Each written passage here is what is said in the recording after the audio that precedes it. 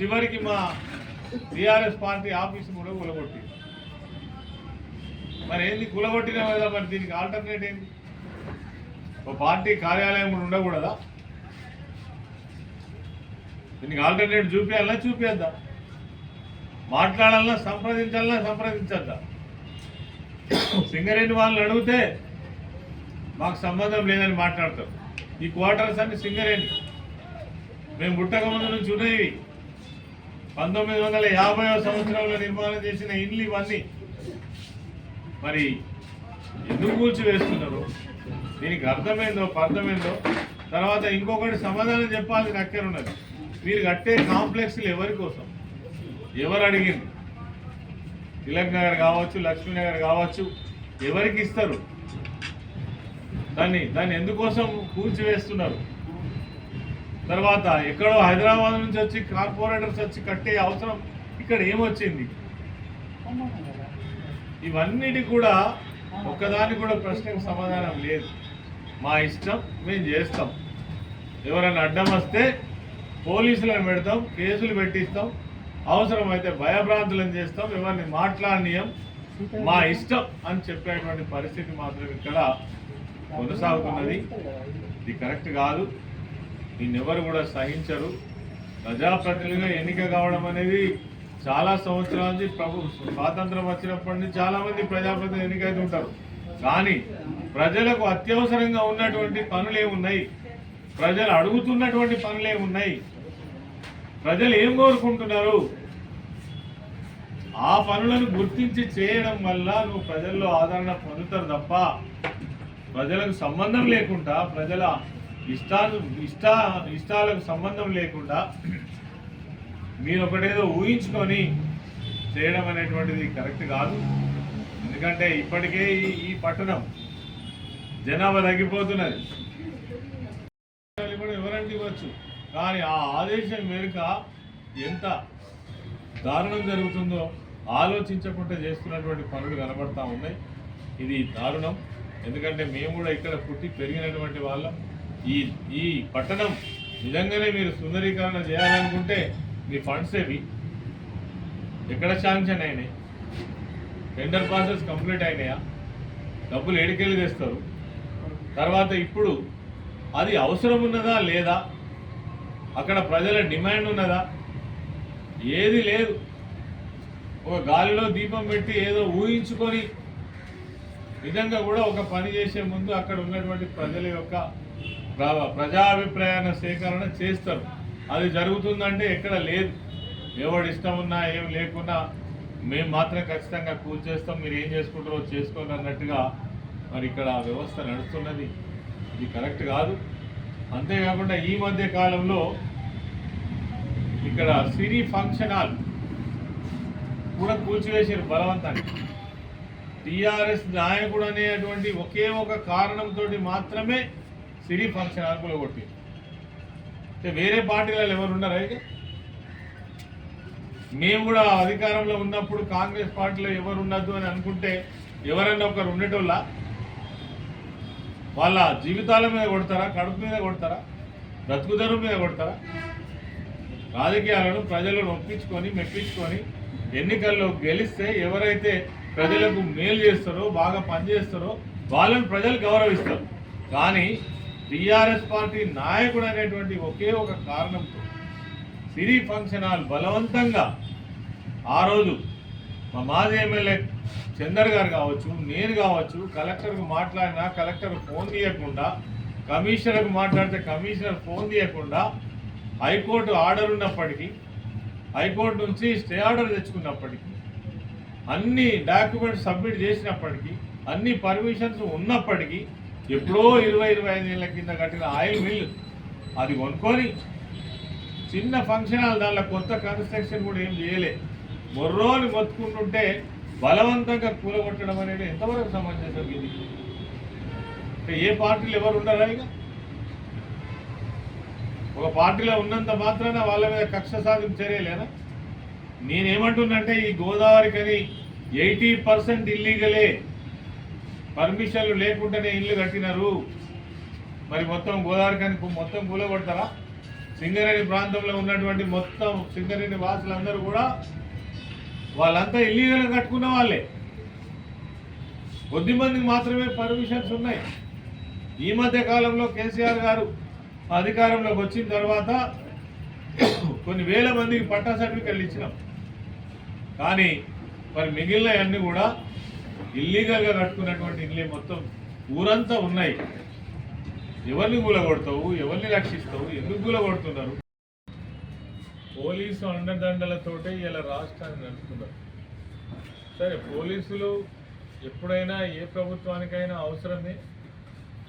శాంతి భద్రతలు కాపాడడం కోసం, ప్రజలకు రక్షణ కల్పించడం కోసం, రాష్ట్రాన్ని రక్షణగా ఉంచడం కోసం పోలీసు వ్యవస్థ అవసరమే. కానీ ఈ రాష్ట్రంలో ఇలా చూసినట్టయితే పోలీసులే ప్రభుత్వం నడిపిస్తున్నట్టుగా కనబడతాం. ఎక్కడ చూసినా అదే పరిస్థితి. అది హైదరాబాద్ నగరమే కావచ్చు, లేదంటే మామూలు ఒక మండల కేంద్రంలో ఉన్నటువంటి వ్యవస్థనే కావచ్చు. అందులో భాగంగానే రామగుండానికి సంబంధించి ఈ మధ్య కాలంలో అనేక సంఘటనలు జరుగుతూ ఉన్నాయి వరుసగా. ఇందులో పోలీస్ ఇన్వాల్వ్మెంట్ చూసినట్టయితే చాలా తీవ్రంగా, విచిత్రంగా కనబడతాం. న్యాయం చేయాల్సినటువంటి పోలీసులే, మరి న్యాయాన్ని రక్షించాల్సినటువంటి పోలీసులే మరి అన్యాయం వైపు వాళ్ళు పరుగులు తీస్తుంటే, ప్రభుత్వం ఏం చెప్తే అదే చేస్తామంటే, ఇక్కడ ఉన్న ఎమ్మెల్యే అదే చెప్తే అదే చేస్తామనంటే పోలీసుకి అర్థమే ఉంటుంది. ఎక్కడ అన్యాయం జరిగితే వాళ్ళ పక్షాన నిలబడి పోలీస్ వ్యవస్థ గొప్పగా నిర్వహణ జరగాలి. కానీ ఇక్కడ ఈ మధ్య కాలంలో జరిగినటువంటి సంఘటనలు చూసినట్టయితే మా మహిళా కార్పొరేటర్స్ సమస్యల మీద ఎప్పుడైనా నాయకులు కానీ పార్టీలు కానీ స్పందించడం అనేటువంటిది సర్వసాధారణం. మరి వాళ్ళపైన కేసులు పెట్టడమే కాకుండా, కేసులు పెట్టినని పోలీస్ స్టేషన్కు పిలిపించి నలుగురు మహిళా కార్పొరేటర్లను ఇక్కడ ఉన్నటువంటి పోలీస్ అధికారి ఇష్టారీతిన మాట్లాడడం అనేటువంటిది చాలా బాధాకరం. దీన్ని మేము తీవ్రంగా ఖండిస్తూ ఉన్నాం. ఒక ప్రజాప్రతినిధిగా, అందులో ప్రజాప్రతినిధులు ఒక మహిళగా మరి గౌరవించాల్సినటువంటి పోలీస్ స్టేషన్లో వాళ్ళని అవమానపరిచే విధంగా అసభ్య పదజాలంతో మాట్లాడి వాళ్ళందరినీ కూడా కించపరిచే విధంగా మాట్లాడడం అనేటువంటిది చాలా బాధాకరం. దీన్ని ఇప్పటికే ఇక్కడ ఉన్నటువంటి టీఆర్ఎస్ పార్టీ పక్షాన తీవ్రంగా ఖండించడంతో పాటు స్వయంగా మా మహిళా కార్పొరేటర్లే ఇక్కడ ఉన్నటువంటి ఏసీపీకి కంప్లైంట్ చేసినప్పటికీ కూడా ఇప్పటికీ ఏ రకమైనటువంటి చర్య లేదు. ఎప్పటికప్పుడు మాజీ శాసనసభ్యులు చందర్ గారు స్పందిస్తూ నోటీసుకు తీసుకుపోతున్నప్పటికీ కూడా వాటిపైన చర్యలు లేవు. 2-3 రోజుల క్రితం ఎన్టీపీసీ కృష్ణానగర్లో చూసినటువంటి సంఘటన చూస్తే ఇది చాలా ఆశ్చర్యంగా కనబడతా ఉంది. 2006 సంవత్సరంలో ఆ ప్రాంతంలో ఉన్నటువంటి కాలనీ వాసులంతా కూడా మరి కేశవ సొసైటీ అని ఏర్పాటు చేసుకొని 3 గుంటల భూమి కొనుక్కొని అక్కడ ఒక టెంపుల్ నిర్మాణం చేద్దామని అనుకుంటే దాదాపు ఇప్పటి వరకు కూడా ఆ టెంపుల్ నిర్మాణాన్ని ఆపుతూ, తర్వాత మొన్న తప్పకుండా టెంపుల్ కావాల్సిందే అని కాలనీ వాసులందరూ కూడా భూమి పూజ చేసే కార్యక్రమం చేస్తున్న సందర్భంలో అక్కడ ఉన్నటువంటి కాంగ్రెస్ పార్టీకి సంబంధించినటువంటి నాయకుడు శ్రీనివాస్ అనే అతను స్వయంగా అక్కడ ఉన్నటువంటి మరి డిప్యూటీ మేయర్ వాళ్ళ కుటుంబం పైన పెట్రోల్ చల్లడం అంటే ఏంటి? ఒక నిమిషం లేట్ అయితే నువ్వు అగ్గిపుల్ల గీస్తే ప్రాణాలు పోయినట్టే కదా. అంటే హత్యా ప్రయత్నం చేయడం. ఇప్పటి వరకు ఆ కంప్లైంట్ మీద కనీసం స్పందన లేదు, పిలిచి మాట్లాడింది లేదు, కేసు బుక్ చేసింది లేదు. కానీ అదే కాంగ్రెస్ పార్టీ నాయకులు మాత్రం ఏదంటే చేయొచ్చు. ఇలా లగచర్ల విషయమే చూద్దాం. అక్కడ కేటీఆర్ గారు ప్రత్యక్షంగా లేరు, అక్కడ ఉన్నటువంటి మాజీ శాసనసభ్యులు నరేందర్ రెడ్డి ప్రత్యక్షంగా లేరు. నరేందర్ రెడ్డి మీద మాత్రం 307 కేసు పెట్టి జైల్లో పెట్టినటువంటి పరిస్థితి అయితే కనబడతాం. ఇక్కడనేమో ప్రత్యక్షంగా చర్యకు పాల్పడి మీద పెట్రోల్ పోసి కాలబెడతామని అంటే కూడా ఇప్పటి వరకు అయితే పోలీసుల యొక్క స్పందన లేదు. ఇది ఒక ప్రభుత్వం నడుస్తున్నట్ట ఉన్నట్ట లేనట్ట అసలు ఏం జరుగుతుందనేటువంటిది ఎవరికి కూడా అంతుపట్టనటువంటి విషయం. కాబట్టి తక్షణమే కృష్ణానగర్ విషయంలో ఆ టెంపుల్కు సంబంధించినటువంటి విషయంలో కాలనీ వాసులందరూ కూడా మరి ఒకే తాటిపైన ఉండి అక్కడ టెంపుల్ నిర్మాణం చేయాలని చాలా సంవత్సరాల నుంచి వాళ్ళు ప్రయత్నంలో ఉన్నారు. దీన్ని నిరోధిస్తూ ఇప్పుడు చివరగా ఆయన పక్కకున్నాడు కాబట్టి, ఆయనకేదో ల్యాండ్ ఉన్నది కాబట్టి ఇక్కడ టెంపుల్ నిర్మాణం చేయొద్దు అని చెప్పేసి ఇటువంటి సంఘటనకు పాల్పడ్డాడు. మరి ఆ టెంపుల్ నిర్మాణం జరగడం కోసం పోలీస్ వ్యవస్థనే సహకరించాల్సినటువంటి అవసరం ఉంది.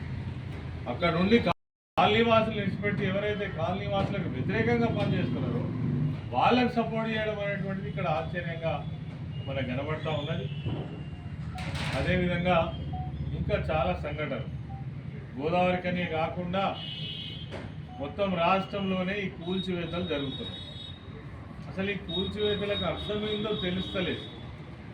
హైదరాబాద్లో హైడ్రా పేరిట, FTL పేరిట, బఫర్ జోన్ పేరిట ఇప్పటి వరకే వేలాది మంది ఇళ్లను కూలగొట్టి వాళ్ళ యొక్క జీవితాలను బజార్లో పడేసినటువంటి పరిస్థితి ఈ ప్రభుత్వం ఈ రాష్ట్రంలో కనబడుతుంది. నేను అనేది ఏంటంటే ఇది ఒక హైదరాబాద్ నగరంతో ఆగలేదు. ఇగో రామగుండంలో కూడా, గోదావరికని పట్టణంలో కూడా అసలు ఎందుకు కూల్చివేతలు చేస్తున్నారో అర్థం లేదు. సింగరేణి వాళ్ళని అడిగితే మాకు సంబంధం లేదంటున్నారు, మున్సిపాలిటీ వాళ్ళని అడిగితే మాకు సంబంధం లేదంటున్నారు. మరి కూల్చివేసే ముందట అక్కడ ఏం చేస్తారో చెప్పమంటే దానికి సమాధానం లేదు. ఏమన్నంటే మరి ఇక్కడ ఇదివరకే నివాసం ఉంటున్నటువంటి ఇళ్ళన్నిటి కూడా కూల్చివేస్తున్నారు. వాళ్ళకేమన్నా ఆల్టర్నేటివ్ ఆధారం చూపిస్తున్నారంటే మీరు ఎక్కడికైనా పోందని చెప్తున్నారు. అంటే ఇంత దౌర్జన్య కాండ నడుస్తుంటే కూడా పోలీసులు తమాషా చూసుకున్నటువంటి తీరు మాత్రం మనకు కనబడుతున్నది. ఎక్కడైనా నువ్వు రోడ్డు వెడల్పు చేయాలనుకున్నావు అనుకో, ఆ రోడ్డుకు సంబంధించినటువంటి దానికి సంబంధించిన ఫండ్స్ శాంక్షన్ కావడం కావచ్చు, టెండర్ ప్రక్రియ పూర్తి చేయడం కావచ్చు, పని ప్రారంభించే ముందు నువ్వు ఎక్కడైనా రోడ్డు వెడల్పు చేస్తావు. లేదంటే ఒక కాంప్లెక్స్ కట్టాలనుకుంటే ఆ కాంప్లెక్స్కి ఎందుకు కడుతున్నావు, ఎవరి కోసం కడుతున్నావు, దానికి డబ్బులు ఉన్నాయా లేవా, లేదంటే మరి ఆ కూల్చేసే అటువంటి ప్రాంతంలో ఉన్నటువంటి నిర్వాసితులకు మనం ఏమి ఆధారం చూపిస్తున్నాం అనేటువంటి అర్థం లేకుండా ఇలా తిలక్ నగర్లో కావచ్చు, లక్ష్మీనగర్లో కూలగొట్టిన కూల్చివేతలు కావచ్చు, చౌరస్తా ప్రాంతంలో కూల్చివేతలు కావచ్చు, అదేవిధంగా NTPC మేడిపల్లిలో కూల్చివేతలు కావచ్చు. ఒక ఇల్లు నిర్మాణం చేయడం చాలా కష్టం, కూల్చివేయడం నిమిషాల మీద పని. ఇది ప్రజలకు ఎవరైతే కూల్చివేతకు గురై ఆ ఇల్లును కోల్పోయినటువంటి ఆ కుటుంబానికి ఆ బాధ తెలుస్తుంది.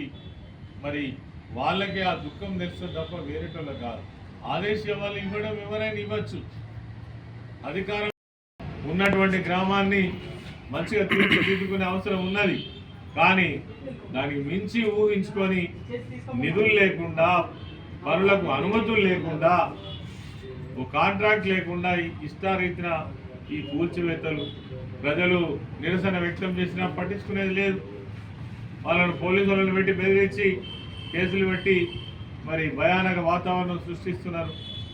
ఇది కరెక్ట్ కాదు. దీన్ని తీవ్రంగా వ్యతిరేకిస్తున్నాం. టీఆర్ఎస్ పార్టీ పక్షాన ఇది మంచిది కాదని కూడా మేము సూచన చేస్తున్నాం. ఇటువంటి ప్రవర్తన కూడా మంచిది కాదు. ఇది అధికారం ఎవరికి శాశ్వతం కాదు. ఇలా రాష్ట్రంలో కూడా ఇదే మరి దౌర్జన్యం, దమనకాండ కొనసాగుతున్నది. ఆయన అడుగుజాడల్లోనే మొత్తం రాష్ట్రంలో ఉన్నటువంటి వాళ్ళ ప్రజాప్రతినిధులు కూడా అదే ప్రకారంగా కొనసాగిస్తున్నారు. ఇది ప్రజలు ఎన్నడూ కూడా సహించరు. ఇప్పటికైనా దీన్ని ఆపాలే ఇటువంటి వ్యవస్థను. పోలీసులు మేము ఒకటే చెప్తున్నాం, ఇలా సిపి గారిని కూడా కలుస్తున్నాం. పోలీసులు మీరు నిష్పక్షపాతంగా వ్యవహరించాలి. మీరు ఏ ప్రభుత్వం ఉంటే ఆ ప్రభుత్వ ఆధీనంలో పనిచేసేటువంటి ఒక పోలీస్ వ్యవస్థ మీకు స్వయం ప్రతిపత్తి ఉంటుంది. అది వదిలిపెట్టి కేవలం వాళ్ళ ఆదేశాలని మేము అమలు చేస్తామనేటువంటి తీరు మాత్రం ఇది బాగలేదు, ఇది మంచిది కాదు. ఆయన సిఐ కానీ ఎస్ఐ కానీ లేదంటే ఏసీపీ కానీ ఇక్కడ ఉన్నటువంటి సిపి కూడా పెద్ద ఉన్నతాధికారి ఉన్నాడు, మరి వాళ్ళ నోటీస్ కూడా తీసుకెళ్తాం. ఇది కరెక్ట్ కాదు. ఈ పరిస్థితి మేము తక్షణమే ఆపాలని కూడా కోరుతా ఉన్నాం. ఇప్పటికే అక్రమంగా పెట్టినటువంటి కేసుల విషయంలో కూడా మేము దీన్ని తీవ్రంగా ఖండిస్తున్నాం. ఇటువంటి కేసులు పెట్టడం, వేధించడం, సాధించడం, ఇంకో పార్టీ లేకుండా చేస్తామనే ఇటువంటి చర్యలు ఏవైతే ఉన్నాయో మంచిది కాదని సందర్భంగా తెలియజేస్తాం.